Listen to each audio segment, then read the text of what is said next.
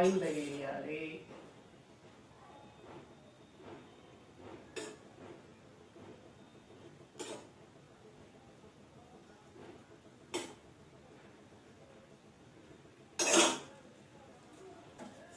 కొంచెం కాలిన తర్వాత తీసుకోవాలి.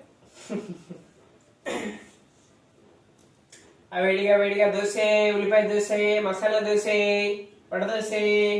కొంచెం కట్టమ్మా, ఈ మొత్తం కట్టేసి అబ్బాయికి ఈ దోశ వేసేస్తానా. ఇట్లానే ఉండేది సీన్ బయట. కొంచెం లేకపోతే చూద్దాం ఎట్లా వస్తుందో.